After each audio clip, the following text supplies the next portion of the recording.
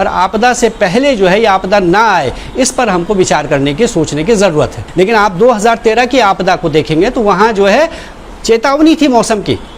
Just यहाँ से 20 metre आगे कल्प केदार मंदिर था, तो कल्प केदार मंदिर भी इस मलबे में डूब चुका है। भगवान करे ऐसा किसी के साथ न हो।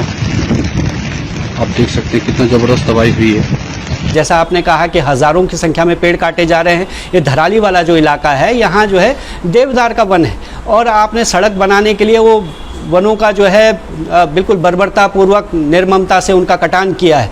तो वो जो है हमको फिर प्रकृति के प्रकोप के तौर पर दिखाई दे रहा है। जबकि ये प्राकृतिक घटना अगर होती सिर्फ, तो जो है ये तो निपट जाती है, तो होती और चली जाती है। लेकिन आपदा कब बन रही है? जब उसके रास्ते में इंसान आ रहे हैं, वो मर रहे हैं, जन धन की हानि हो रही है।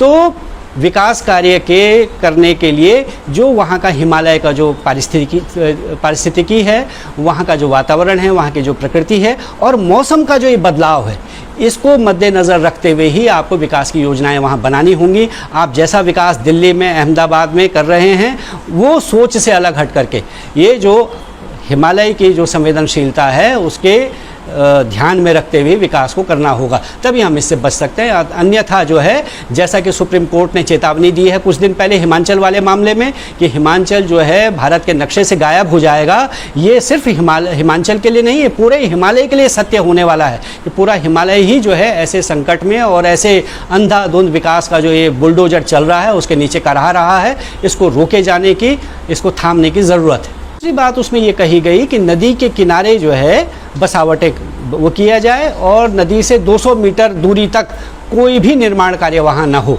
ये उसमें कहा गया। अर्ली वार्निंग सिस्टम की बात कही गई और बहुत सारी बातें हुई। 2000 मीटर से ऊपर जो है जल विद्युत परियोजनाओं पर रोक की भी बात उसमें कही गई।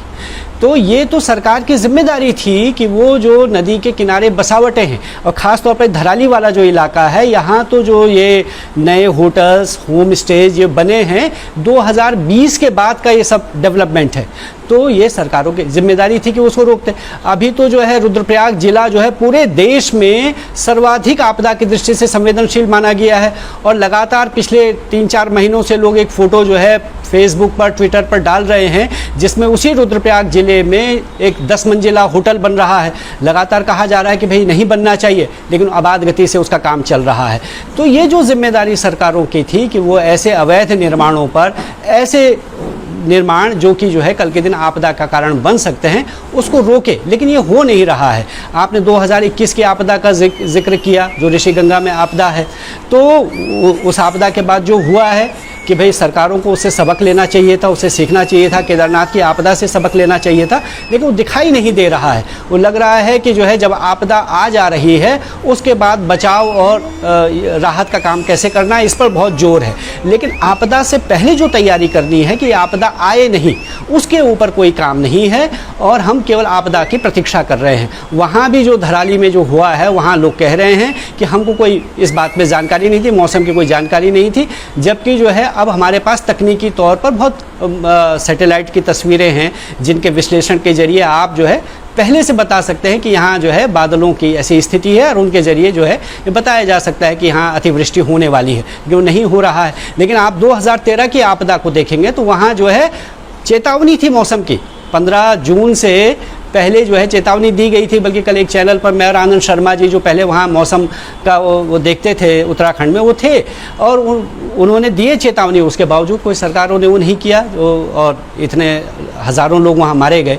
तो ये जो सिलसिला बन गया है लगातार आपदाओं का, आपदा के बाद जो है बचाव राहत, और उसके बाद सब भूल जाना, उसके बाद फिर कोई उस पर ध्यान नहीं देता, फिर हम दूसरी आपदा की प्रतीक्षा करते हैं कि दूसरी आपदा आएगी और फिर सरकार जो है वही राहत बचाव का काम करेगी। तो ये सिलसिला रुकना चाहिए, और आपदा से पहले जो है ये आपदा ना आए, इस पर हमको विचार करने की, सोचने की ज़रूरत है।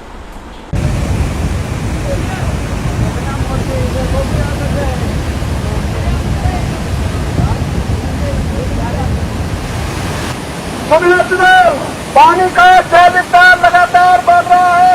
आप लोग सुरक्षित स्थानों पर चले जाएं।